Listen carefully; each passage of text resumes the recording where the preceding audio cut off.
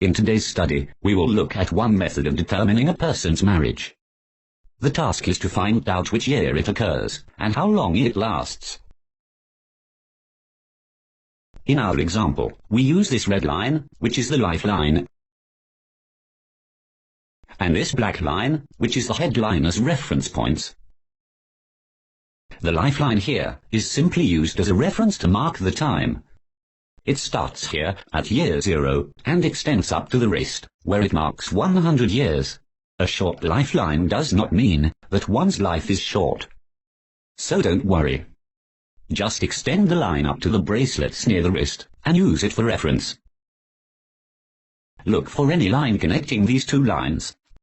Such a line would mark a marriage or the beginning of a romantic relationship. Such a line may intersect the fate line as shown here. The long black line is the fate line. The marriage line may sometimes extend beyond the fate line too. You may find more connecting lines earlier or later in life. But choose the connecting line which also displays a strong influence line. It is shown here in green color. Any early influence lines shown here in blue are probably parental influences. So in this case, the marriage has a matching influence line showing a long-lasting union. Now, look below the little finger for additional information. This is the area where Western palmists look for the marriage indicators. It is not uncommon to see two or more lines here. Our task is to look for the enduring relationships among many. The arrow near the little finger marks an age of 85 years. And the other arrow indicates the beginning of teenage. So, you can take it as a span of 75 years. This line would then suggest an early romance, while this would suggest a late marriage.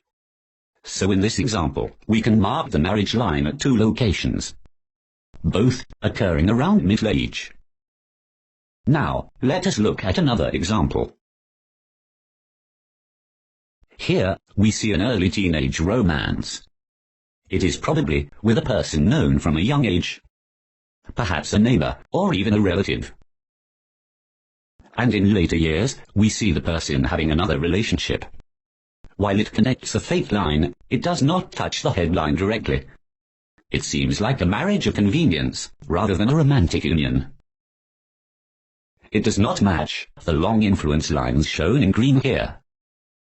The influence line produced by this imperfect partnership is short. I have marked it in blue color here. However, it does match the marriage line below the little finger. The long but difficult marriage line may describe a difficult and complex, yet enduring relationship.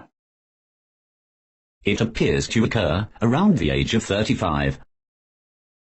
One can conclude this person had two short-lived romantic relationships before the age of 23. But his more enduring relationship is also his most difficult one. So, to recap, let us look at the hand again. First, look for any connecting lines between the headline and the lifeline. Then, locate the marriage line below the little finger. Simultaneously, look for the influence line corresponding to the marriage. I am afraid this is just one way to look for a person's significant relationships.